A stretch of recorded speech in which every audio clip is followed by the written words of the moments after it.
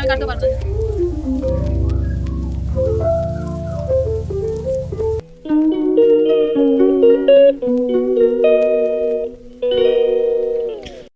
Hello everyone, good morning, welcome back to my channel. কেমন আছো তোমরা? আশা করি ভালো আছো, সুস্থ আছো। আমি মন চলে এসেছি একটা নতুন ব্লগ নিয়ে। আই হোপ আজকের ব্লগটা তোমাদের ভালো লাগবে।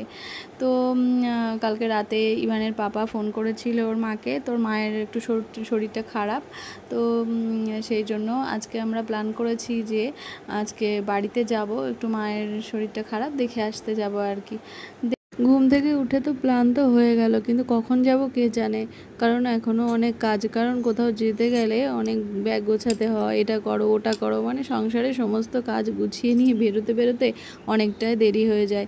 ইভানের বাবা বলল আমি মাকে ফোন করে দিই, রান্না করে রাখবে। আমি বললাম না গো, মায়ের এমনি শরীর খারাপ, আমাদের জন্য কষ্ট করে আর রান্না করতে হবে না, আমি গিয়েই সিদ্ধ ভাত বসিয়ে দেবো, ব্যাস হয়ে যাবে। আর তুমি যদি বলো যে সিদ্ধ ভাত খেয়ে যাবে তাহলে আমি বসিয়ে দিচ্ছি।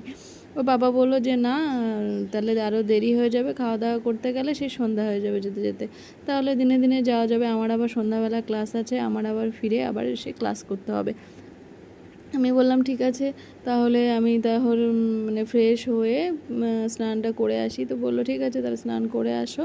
দেন আমি স্নান করে লাল কুর্তিটা পরে নিয়েছি, এটা পরেই আজকে যাব। আর আগের দিন তো সারা দিন বৃষ্টি হয়েছে, আর আগের দিনই আমার যাওয়ার ইচ্ছা ছিল যে বিকালের দিকে যদি বৃষ্টিটা থামে তাহলে বাড়ি যাব। অ্যাকচুয়ালি খিচুড়ি রান্না করেছিলাম, মা খুব ভালোবাসে খিচুড়ি, সেই জন্য খিচুড়ি একটু বেশি করেই রান্না করেছি, দেন রাতে নিয়ে যাব বলে। তো কী আর করা যাবে, কালকে তো সারাদিন এত বৃষ্টি, আর বাচ্চা নিয়ে বেরোনো খুবই মুশকিল, ওর মাথায় পুরো জলটা বসবে, এই জন্য আর রাতে আর রিস্ক নিইনি বেরোনোর। দেন তারপরে আমি কি করব, খিচুড়িটা প্যাক করে নিয়েছি। আর আন্টি আম দিয়েছিল, আন্টিদের গাছের পুরো পাকা গাছ পাকা আম, তো সেটা প্যাক করেছি। আর এগুলো এটা ওটা গোছাতে, রান্নাঘর গোছাতে মানে অনেকটা টাইম লাগে। আর আমি তার মধ্যে ভাবলাম চুলটা শুকিয়ে যাক, আর একটু ওটস বানিয়ে নিয়ে এসেছি। পুরোপুরি খালি পেটে যাব, গিয়ে ভাত হবে তারপরে তো খাবো, তাই তো। তো সেই জন্য একটু এক বাটি ওটস খেয়ে নিলাম। আর আমার অ্যাকচুয়ালি সকালে না খেলে গ্যাসটাও বেশি হয়ে যায়, সারাদিন ঢেক উঠতেই থাকে। আর এর মধ্যে ইভান তো ঘুম থেকে উঠে বাবার সঙ্গে আগে দোকানে চলে গেল, দোকানে গিয়ে খাবার নিয়ে এসেছে, কেক আর ফ্রুটি নিয়ে এসছে, তো ওটাই খাচ্ছে। আর ঘরে দুধ বিস্কুট সকালবেলা দিয়েছি, খায়নি, দুটো বিস্কুট খেয়ে, আর দুধটা একদমই খায়নি, এত দুষ্টুমি করে। তো আমি যতক্ষণ টুকটাক কাজ করে নেব, আর ও ততক্ষণে খাক। আর ইভানের পাপাকে বললাম তুমি তাড়াতাড়ি করো, কারণ তোমার আর ইভানের হতে হতে আরও দেরি হয়ে যাবে আর কি। দেন ততক্ষণে ভাবলাম যে দুধটা দিয়ে গেছে, দুধটা জাল দিয়ে রাখি আর ভালো করে ফোটাই। তো সেই জন্য দুধটা অনেকক্ষণ ধরে জ্বালিয়েছি, অনেকটা দুধ জমেছিল আর কি, কারণ আর যদি কয়েকদিন থাকি গিয়ে, তো দুধটা তো আর জ্বালানো হবে না, ফ্রিজে রেখে যেতে হবে। আর এই দেখো খিচুড়ি আর আমটা প্যাক করে নিয়েছি, আর মা ভীষণ ভালোবাসে এর জন্যই। তো আগের দিন দেওয়ার ইচ্ছে ছিল বললাম তো, কিন্তু আজকেই নিয়ে যাচ্ছি যেকালে আজকে নিয়ে যাই, তো নিয়ে যাচ্ছি। আর তেমন আজকে রান্নাবান্নার কোনো ঝামেলা নেই, বাড়িতে গিয়েই হবে। তো দুপুর বেরিয়েছি, আর দেখা যাক, বৃষ্টি মানে মেঘলা হয়ে রয়েছে আকাশ, কখন বৃষ্টি নামবে, সেই জন্য তাড়াতাড়ি বেরিয়ে পড়লাম। আর ইভানের জন্য চিন্তা নেই, ইভানের ঠাকুমা আবার ওকে আলু সিদ্ধ ভাত খাইয়ে দিয়েছে, সেই জন্য আর বেশি রান্না করতে যায়নি, কারণ ওর জন্য রান্না করতে হতো হয়তো।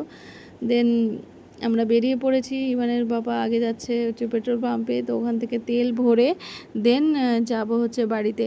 ইচ্ছে ছিল যে একটু চশমার দোকানে যাব, চশমাটা বানানো হচ্ছে না, চশমাটা বানাতে হবে, কিন্তু আরও দেরি হয়ে যাচ্ছিল বলে ও আর দোকানে যায়নি। তারপরে পাশে একটা দোকান ছিল, ওখানে গেছিলাম, কিন্তু দোকানে তেমন একটা ভালো ছিল না, সেই জন্য আর ওই দোকান থেকে আর কি বেরিয়ে গেছি বাড়িতে যাওয়ার জন্য আর কি। আর ভাবছি কখন বৃষ্টি আসে, আর ইভানও খ্যান করছে দুপুরবেলা, আর একটু ঘুমের প্রয়োজন আছে।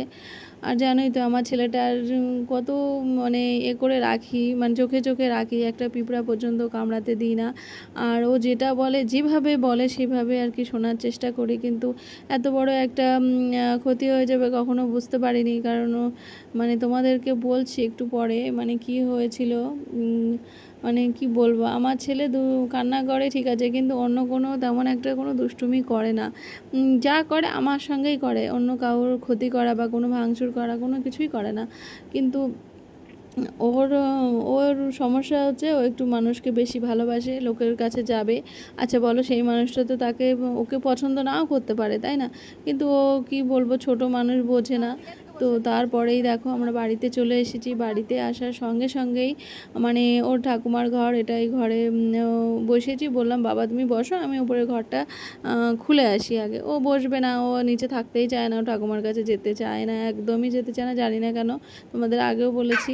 আর তারপরে যে ওপরে আসার সময় সিঁড়িতে ওর বাবার সঙ্গে, আমার সঙ্গে না, ওর বাবার সঙ্গে আসতে গিয়ে বলতায় কামড় দিয়েছিল। কি চিৎকার, মানে কি বলবো আর। হঠাৎ করে কামড়ে আমার ছেলের মানে মাথা খারাপ করে দিয়েছে, চিৎকার করতে করতে, কান্না করতে করতে, মানে অর্ধেকটা সময় নষ্ট হয়ে গেছে। আমি ভাবলাম যে আসার সঙ্গে সঙ্গে বলতা কামড়ালো, যে না আসলেই হয়তো ভালো হতো, দুপুরে রান্নাবান্না করে খেয়ে নিলে বাড়িতে ভালো হতো। দেন বাড়িতে এসে এই যে সিদ্ধ ভাত আর ডাল সিদ্ধ খাওয়া হলো। খাওয়ার পরে ওকেও খাইয়ে দিয়েছি, খুব কান্নাকাটি করছিল। আর পাটা জানো তো ফুলে গেছে, তার জন্য মানে অনেকক্ষণ ধরে ঘুমাচ্ছে। এখন বাজে প্রায় 7:30। আমি একটু শুয়েছিলাম, উঠলাম তো লাইটটা জ্বালাইনি।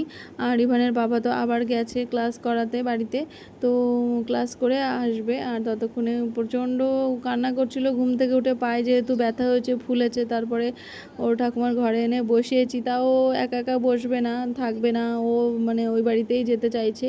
মানে কি ভাবলাম যে এতদিন পর আসলাম, তারপরেও ওর এত কান্নাকাটি, না আসলেই হয়তো ভালো হতো, কিন্তু আরও সমস্যায় ফেলে দিলাম। মায়ের এমনি শরীর খারাপ, তারপরে আবার আমরা এসে ঝামেলা পাকাচ্ছি। তো যাই হোক, আমি চাই না আমার জন্য কারোর অসুবিধা হোক, আমার সন্তানের জন্য কারোর অসুবিধা হোক। তো তারপরেও ভাবলাম যে দেখি রাতটুকু থাকি, তারপরে সকালের দিকে চলে যাবো। আর আমার তো মাথা প্রচণ্ড যন্ত্রণা করছে, ইভানের পাপা না থাকলে এই বাড়িতে আরও আমার অসুবিধা হয়। আর রাত তখন 11:30, ইভানের পাপা ঢুকেছে। তারপরে এই দেখো চা নিয়ে আমরা বসেছি। তো চলো, মাথা যন্ত্রণা করছে, আজকের ব্লগটা এখানে এন্ড করছি। তোমরা ভালো থেকো, টাটা, গুড নাইট।